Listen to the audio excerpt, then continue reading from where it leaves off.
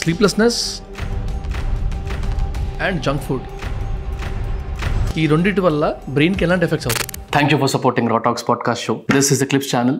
Full podcast చూడలేకపోతున్న వాళ్ళ కోసం చిన్న చిన్న బైట్స్ని, very interesting and very curious bytes అన్నిటిని తీసుకొచ్చి ఈ క్లిప్స్ ఛానల్లో వేస్తున్నాం. Do subscribe Raw Talks clips. Sleeplessness or sleep issues and junk food ఈ రెండింటి వల్ల బ్రెయిన్కి ఎలాంటి ఎఫెక్ట్స్ అవుతాయి? ఒక గుడ్ నైట్ స్లీప్ అన్నది ఉన్నప్పుడు మన బ్రెయిన్లోని ఎన్నో బ్యూటిఫుల్ చేంజెస్ అన్నది జరుగుతాయి. సో మేజర్లీ ఏమిటి అని అంటే, మన డే టు డే యాక్టివిటీస్ అన్నది జరిగినప్పుడు మన బాడీలో ఎంతో వేస్ట్ అన్నది తయారవుతుంది. సేమ్గా బ్రెయిన్లో కూడా ఎన్నో వేస్ట్ మెటీరియల్స్ అన్నవి తయారవుతాయి. అయితే ఈ వేస్ట్ మెటీరియల్స్ని ఎప్పటికప్పుడు క్లీనింగ్ అన్నది చేస్తూ ఉండాలి. ఆ రకమైన క్లీనింగ్ వాస్తవంగా నిద్రలో జరుగుతుంది. ఓకే. సో బేసికలీ స్లీప్ అనేది మన హౌస్ కీపింగ్ స్టాఫ్ లాంటిది. అది వచ్చి స్లీప్లో ఉన్నప్పుడు మొత్తం క్లీనింగ్ అన్నది జరిగిపోతుంది. అదే స్లీప్ డిస్టర్బెన్స్ జరుగుతుంది అని అంటే ఈ లోపల చెత్త అంతా అక్యుములేట్ అవుతున్నట్టు.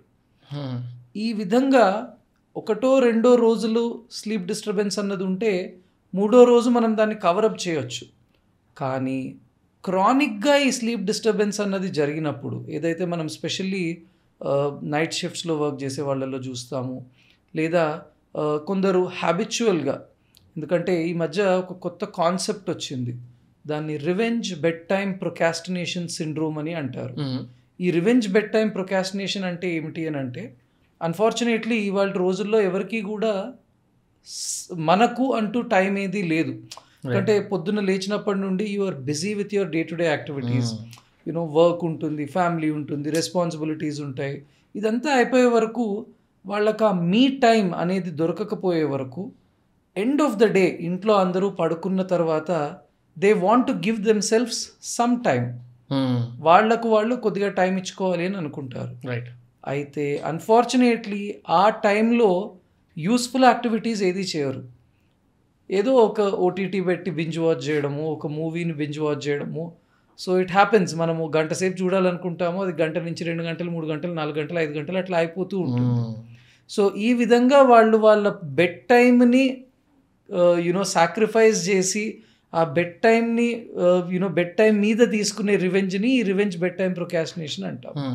సో ఈ రకంగా ఒక క్రానిక్ స్లీప్ డిస్టర్బెన్స్ అన్నది జరిగే వరకు there are some dangerous changes that are happening in the brain. దీనికి సంబంధించి some of the recent researches ఏవైతే చెప్తున్నాయి అని అంటే, సరిగ్గా నిద్ర లేని వాళ్ళల్లో వాళ్ళ బ్రెయిన్ దాని యొక్క టిష్యూని దానికదే తినేస్తోంది అని. ఎందుకంటే లోపల ఈ క్లీనింగ్కి సంబంధించిన సెల్స్ కొన్ని ఉంటాయి, వాటిని ఆస్ట్రోసైట్స్ అని అంటాము. ఈ ఆస్ట్రోసైట్స్ మంచి నిద్ర ఉన్నప్పుడు వచ్చి కొద్ది చెత్తను తీసుకెళ్ళిపోతుంది. కానీ ఇక్కడ నిద్ర సరిగ్గా లేకపోయే వరకు నెంబర్ ఆఫ్ న్యూరాన్స్ ఏవైతే దెబ్బతిని ఉంటాయో ఎక్కువ ఉన్నాయి. ఎందుకంటే న్యూరాన్స్కి రెస్ట్ దొరకట్లేదు. రైట్. ఆ రెస్ట్ దొరకనప్పుడు న్యూరాన్స్ ఏవైతే వీక్ అయిపోతున్నాయో వాటన్నిటినీ కూడా ఈ ఆస్ట్రోసైట్స్ అంటే ఈ హౌస్ కీపింగ్ స్టాఫ్ వచ్చి తీసుకెళ్ళిపోతూ ఉంటాయి. ఆ విధంగా జరిగే వరకు the size of the brain is shrinking. So వాస్తవంగా కనుక చూస్తే ఈ సరైన నిద్ర లేకపోవడం వల్ల డిప్రెషన్స్ కానివ్వండి, లేదా ఆల్జైమర్స్ డిమెన్షియా అని మనం ఏదైతే అంటామో, ఏదైతే 70-75 తర్వాత వస్తాయో అవి ఎర్లీగా బ్రెయిన్ స్కాన్స్లో కనిపిస్తున్నది is something that we're seeing. And sleep is a single factor that is responsible for this. అయితే మీరు అడిగిన ఇంకో క్వశ్చన్ యాపిటైట్ గురించి. మీరు ఇందాక చెప్పిన దాన్ని బట్టి in that cases brain is eating it self. Correct. So brain ఆ రకమైన ఎనర్జీని, అంటే రెస్ట్ లేకుండా పనిచేయడానికి కావలసిన ఎనర్జీని తయారు చేసుకోవడానికి తన సొంత సెల్స్ని అదే సాక్రిఫైస్ చేస్తుంది. దాన్నే మనము the brain is eating it self అని అంటాము. అండ్ నేను చెప్పినట్టు ఎంఆర్ఐ స్కాన్స్లో, ఫంక్షనల్ ఎంఆర్ఐ స్కాన్స్లో క్లియర్గా ఈ స్లీప్ డిస్టర్బెన్సెస్ వల్ల బ్రెయిన్ సైజెస్ అన్నది తగ్గిపోవడము, అలానే స్లీప్ లేనప్పుడు బ్రెయిన్లోని యాక్టివిటీ చాలా మినిమల్గా ఉండడము. అంటే ఒక గుడ్ 8 hours స్లీప్ ఉన్న బ్రెయిన్ తోటి పోల్చుకుంటే కొద్ది స్లీప్ డిస్టర్బెన్సెస్ ఉండే బ్రెయిన్లో కూడా యాక్టివిటీ చాలా తగ్గిపోవడము. అంటే ఆ టైమింగ్కి యాక్టివిటీకి ఒక హ్యూజ్ డిస్క్రిపెన్సీ ఉండి right. Even little sleep causing major impact అన్నది is what the scans are showing. Got it. Okay, ya. నా coming to the second aspect of your question, appetite గురించి కనుక మనం చూస్తే food is very important for the brain's health అండి. అయితే multiple studies అన్నది దీని గురించి జరగడము, యునో ఎన్నో దశాబ్దాల నుండి దీని గురించి రీసెర్చెస్ అన్నది కూడా జరుగుతున్నాయి.